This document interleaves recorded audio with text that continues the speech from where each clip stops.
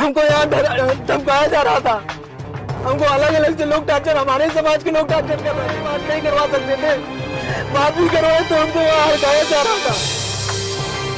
वहाँ मुझे धमकी दी जा रही थी क्योंकि मैं वहाँ अकेले था। हमारे समाज के लोग ऐसे देख रहे थे, हमारे समाज के नेता कुछ नहीं कर रहे थे, हमसे कह रहे थे ये राजनीति करता है, राहुल गांधी मिला था। मैं राजनीति नहीं करता हूँ, मैं सच बता रहा हूँ, राजनीति करता हूँ। इस भर्ती ने मुझे हर तरह करता, मैं सोचता हूँ सब बंदो ऐसे टार्चर होने से ज्यादा, क्योंकि मैं सही हूँ, मैं गलत नहीं हूँ। मेरे समाज के नेता मुझे गलत साबित करना चाहते हैं। मैं कोई राजनीति नहीं करना चाहता। ओबीसी एससी समाज से आता हूँ, ओबीसी एससी शिक्षकों की, ओबीसी एससी बच्चों की क्या हाल है, आप लोग समाज में लोग देखेंगे, मेरी बात रखेंगे, वो मेरी बात सुनेंगे, मेरा तर्क सुनेंगे, लेकिन उन्हें सुनने से मना कर दिया। मुझे अलग से मेरा बिल्कुल निमन नहीं कर रहा है कि मैं जिंदा रहूँ। टार्चर होना नहीं चाहता, लोग मुझे सुनना ही नहीं चाहते, मेरा दर्द क्यों नहीं सुनना चाहते लोग। हमें ये नहीं कर रहा हूँ, मेरे पास आयोग की रिपोर्ट है, मेरे पास सब कुछ तो है। मैं सभी काट हमारी जगह 6800 सामान्य वर्ग के बच्चे नौकरी कर रहे हैं और हमको सड़कों में भटकाया जा रहा है, हमको राजनीतिक बताया जा रहा है। रोना सुनकर आपका दिल नहीं तड़पता तो आप अभी वीडियो देखना छोड़ सकते हैं, क्योंकि ये वीडियो आपके लिए नहीं है। आप अगर किसी का दर्द नहीं समझ सकते तो आप ये वीडियो में कहीं बातें भी नहीं समझ पाएंगे। अमित मौर्य 69,000 शिक्षक भर्ती घोटाले के मामले को लेकर भटक रहे हैं। एक ज्ञापन लेकर वो राहुल गांधी से मिल के लिए, राहुल गांधी ने सिर्फ आश्वासन नहीं दिया बल्कि उससे ज्ञापन को अपने लेटर पैड से अटैच किया, उसको आगे तक पहुंचा दिया। जो एक सांसद का काम होता है, जो एक नेता का काम होता है कि आपकी बातों को संसद तक पहुंचा सके, ठीक यही काम राहुल गांधी ने भी किया। उसके बाद अमित मौर्य के तो जैसे दुश्मन बन गए।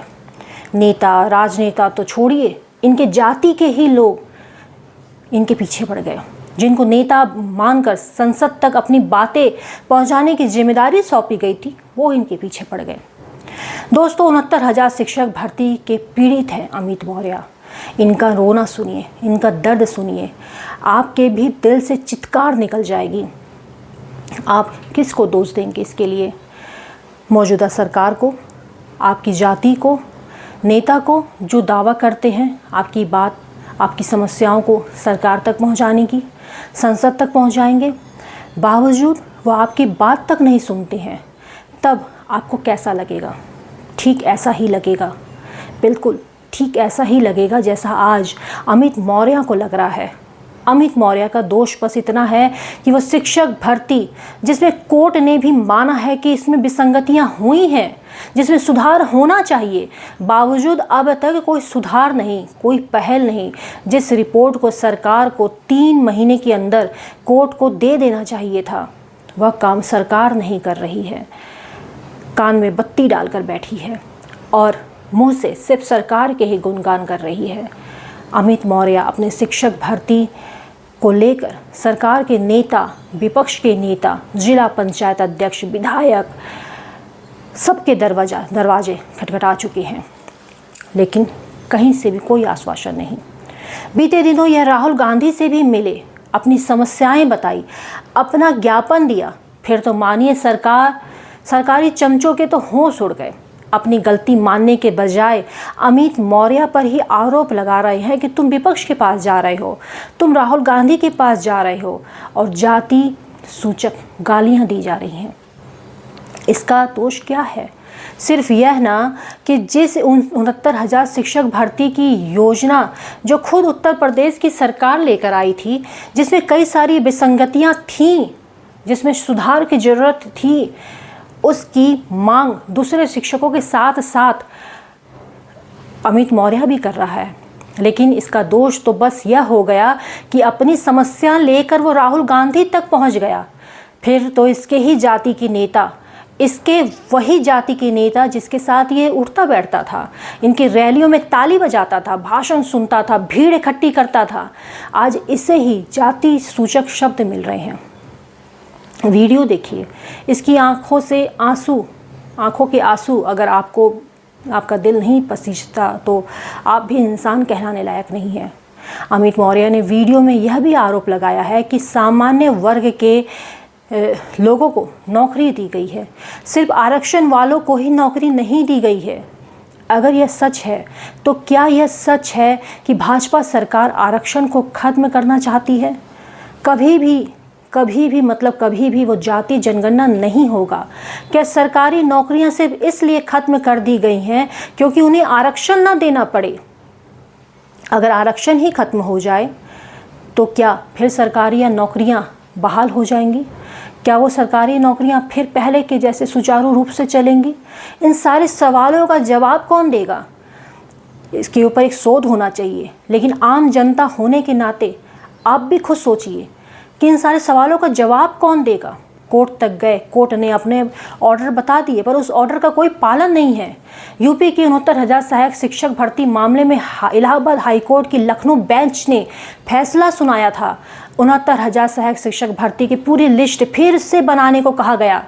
कोर्ट ने 69,000 सहायक शिक्षक भर्ती की लिस्ट को गलत माना और जोर देकर कहा था कि 19,000 से अधिक सीटों पर आरक्षण में विसंगतियां पाई गई हैं, जिसमें सुधार की ज़रूरत है और इसीलिए 3 महीने का समय दिया गया था। हाईकोर्ट ने सरकार को 3 महीने में पूरी लिस्ट सही करने के निर्देश दिए। आरक्षण पीड़ित अभ्यर्थियों की तमाम दलीलों को कोर्ट ने स्वीकार किया और फिर लिस्ट बनाने के आदेश दिए। बड़ी बात तो ये है कि इलाहाबाद हाई कोर्ट की लखनऊ पीठ ने माना कि भर्ती के दौरान आरक्षण का घोटाला हुआ है और ये बहुत बड़ा घोटाला है दोस्तों। ये कोई छोटा घोटाला नहीं है। आज जो आप भर्तियों को लेकर सरकारी नौकरियों के चाह में आज भी बच्चे पढ़ रहे हैं। आज भी अगर आप चले जाएंगे इलाहाबाद में, तमाम पतली पतली छोटी छोटी गलियों में, छोटे छोटे कमरे में आपको दिख जाएंगे वो लोग जो भर्ती के लिए दिन रात एक किए हुए हैं। वहाँ पे उन गलियों में कई कहानियाँ आपको मिल जाएंगी जिसमें ये दिखाएगा कि वो अपने सपनों को पूरा करने के लिए क्या कुछ करते हैं। लेकिन जब ऐसी भर्तियाँ हों कि भर्ती होने के बाद भी इंसान के आंसू ना रुके, तो फिर आप क्या कहेंगे? आप क्या कहेंगे? दोष किसे देना है ये आप तय कीजिए, किसे क्या कहना ये आप तय कीजिए। वैसे भी चुनावी माहौल चल रहा है, 5 सालों में ये मौका आपको मिला है। घर से 5 मिनट का समय निकाल के निकलिए और अपने पसंदीदा चेहरे को वोट दीजिए। वोट ज़रूर दीजिए, आप जिसे देते हैं वो आप तय कीजिए। वोट देने के पहले पिछले 5 सालों की जो गणित है वो आप देख लीजिए कि पिछले 5 सालों में क्या हुआ, क्या हो सकता था, क्या वादे। और अगर आपको लगता है कि आपके एरिया में, आपके जगह में सरकार ने अच्छा काम किया है, उन्हें मौका मिलना चाहिए या नहीं मिलना चाहिए, ये आप तय कीजिए। 5 साल के बाद ये मौका फिर आपको 5 साल के बाद ही मिलेगा, या हो सकता है मिले ही ना, क्योंकि 1 नेशन 1 इलेक्शन की बात की जा रही है। संविधान में कई उलटफेर होंगे, संविधान में कई तरह की बदलाव होंगे। तो ये मान के चलिए कि क्या पता ये इलेक्शन आपका आखिरी इलेक्शन ही क्यों ना हो, क्योंकि 1 नेशन 1 इलेक्शन, फिर ये मौका आपको कितने सालों में मिलता है, ये क्या इसकी रणनीति बनती है। तो जो मौका है अभी है, घर से 5 मिनट का समय निकालिए, नज़दीकी अपने वोट सेंटर में जाइए और जल्दी से वोट डालिए। अगर अभी तक आपने वोटर कार्ड नहीं बनवाया है तो ऑनलाइन रजिस्ट्रेशन करवा के आप इसमें भी वोटर आईडी बनवा सकते हैं। अगर आपने अभी तक चैनल को सब्सक्राइब नहीं किया है तो चैनल को सब्सक्राइब करें, अधिक से अधिक शेयर करें, कमेंट करके हमें अपनी राय ज़रूर दें।